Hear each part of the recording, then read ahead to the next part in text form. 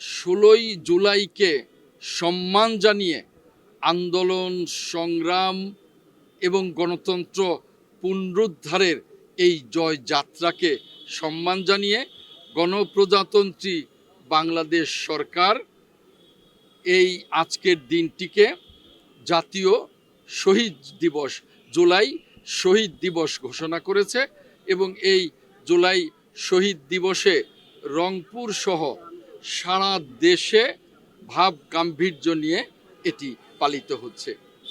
মাননীয় প্রধানমন্ত্রী জনাব তারেক রহমানের ঘোষণা, জুলাই আমাদের চেতনা, জুলাইয়ের মধ্য দিয়েই এই আবু সাইদের আত্মত্যাগ, এই ওয়াসিম আকরাম সহ 1400 আমাদের অকুতোভয় লড়াকু সৈনিকের, লড়াকু যোদ্ধার, লড়াকু সংগ্রামীর আত্মত্যাগের মধ্য দিয়ে আমাদের সারা জাতি যেভাবে এই গণ অভ্যুত্থানে শরিক হয়েছিল, পালিয়েছিল ফ্যাসিবাদ, আর ফ্যাসিবাদ পলায়নের মধ্য দিয়ে গণতন্ত্রকে আমরা পুনরুদ্ধার করতে পেরেছি। একটি অবাধ এবং নিরপেক্ষ নির্বাচনের মধ্য দিয়ে আমাদের শ্রদ্ধেয় নেতা মাননীয় প্রধানমন্ত্রী জনাব তারেক রহমানের নেতৃত্বে আমরা একটি গণতান্ত্রিক সরকার গঠন করেছি এবং একটি গণতান্ত্রিক সংসদ গঠন করেছি।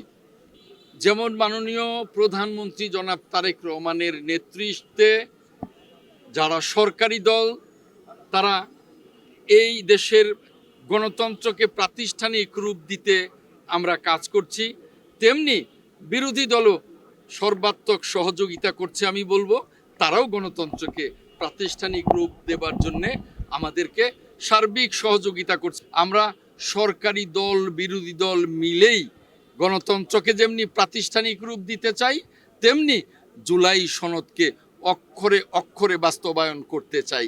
এখন বিরোধী দল মাঝে মধ্যে যে মেঠু বক্তৃতা করেন সেটা তো তাদের রাজনৈতিক বক্তব্য, আমরা কিন্তু সংসদে সেভাবেই কথা বলি এবং সংসদকে কার্যকর করবার জন্যে এবং জুলাই সনদ বাস্তবায়ন করবার জন্যে আমরা অঙ্গীকারাবদ্ধ।